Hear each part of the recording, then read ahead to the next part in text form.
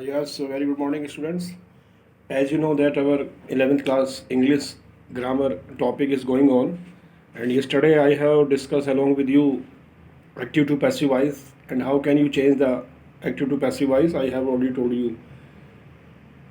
Some students are doing very well and they are listening carefully the new ideas, new thoughts by this mode of teaching, by this mode of learning with the help of their Android mobiles.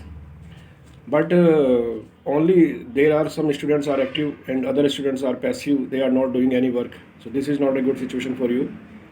My today topic is the very important topic, and you have already read about that, letter writing. Letter writing is a very essential part of English language of 11th class, because in 11th class we expect that student will be write properly the letters, and they will try to be learn the elaborate their ideas, their thoughts with the help of a letter. 11वीं class के बच्चे से अपेक्षा की जाती है कि वो पत्र लेखन की अपनी जो उनकी टेक्निक है उसको सुधार करेंगे और वे पत्र लेखन सीख जाएंगे, और जितने भी वो चाहे फॉर्मल लेटर्स हों चाहे इनफॉर्मल लेटर्स हों उनको एक लिखने का तरीका उनको आता होगा. So today I will discuss about the letter writing, the skill of letter writing along with you. Dear student, as you know that there are two type of letters are there. Number one, formal letters, and number two, informal letters. Formal letters are those letters which we also call business letter, or any institution's letter. Suppose you can write a letter to your principal. This is also the formal letter. And informal letter are those letter which we write for our friends, relationship, and other relatives. That this we call the informal letters. So today I will discuss along with you the formal letter. When you starting writing any letter, the first thing is the format of the letter. Firstly, you should be try to be understand the format of the letter of the informal letter. Formal letter has 7 formats in itself. 7 इसके बिंदु होते हैं जो आपको formal letter लिखते हुए याद रखने ही होंगे. सबसे पहला जो होता है बच्चों वो होता है the address of the sender at the left side of the front page. सबसे पहले आता है the address of the sender, जिसने लेटर लिखा है उसका एड्रेस विद द डेट. उसके बाद नीचे आती है date, the letter of the address of the sender and the date.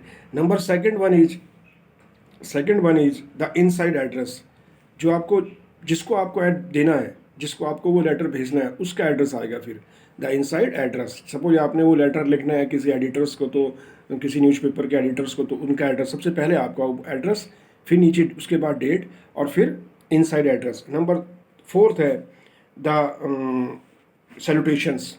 Salutations का मतलब बच्चों होता है कि आपने वो लेटर लिखा, रेस्पेक्टेड सर, डियर सर, किसको लिखा, तो इसे कहते हैं बच्चों सैल्यूटेशंस. और उसके बाद आता है सब्जेक्ट हेडिंग. देखिए जब हम फॉर्मल लेटर्स लिखते हैं तो हमें सब्जेक्ट का हेडिंग भी लिखना बहुत ज़रूरी होता है. और उसके बाद आता है the body of the letter. अब आपने उसमें क्या लिखा, जो आपका सब्जेक्ट है, जो आपका ऑब्जेक्टिव है, आपने उसके अकॉर्डिंग वो लेटर लिखा जिसको आप लिखना चाह रहे हैं, तो उसे कहते हैं the body of the letter. और लास्ट में आता है 6 नंबर पे आता है द सब्सक्रिप्शंस. सब्सक्रिप्शंस का मतलब होता है जब आप उसको सब्सट्रैक्ट करते हैं कि भाई हम इस लेटर को आपके लिए क्यों लिख रहे हैं, हमारे पीछे कारण क्या था. और लास्ट में आता है यूअर सिग्नेचर, आपके सिग्नेचर. तो ये 7 स्टेप होते हैं बच्चों फॉर्मल लेटर्स राइटिंग के. फॉर्मल लेटर्स राइटिंग करते समय आपको इन 7 बिंदुओं को ध्यान में रखना बेहद जरूरी है. दोबारा फिर मैं रिपीट कर दूं, the address of the sender with date. सबसे पहले आप बाईं तरफ लिखेंगे the address of the sender फिर डेट. फिर आप लिखेंगे जो इनसाइड एड्रेस, जिसको आपने वो लेटर भेजा है उसका एड्रेस. उसके बाद लिखेंगे द सैल्यूटेशंस का मतलब होता है कि डियर सर, डियर मैडम, जो भी आप लिखना चाहें. उसके बाद होता है सब्जेक्ट हेडिंग, कि वो लेटर आपने क्यों लिखा है. फॉर्मल लेटर में सब्जेक्ट हेडिंग का होना बहुत ज़रूरी है.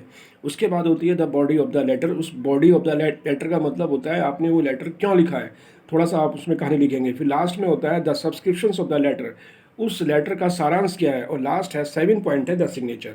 These are the 7 fundamental things you should be consider about the letter writing of formal letter.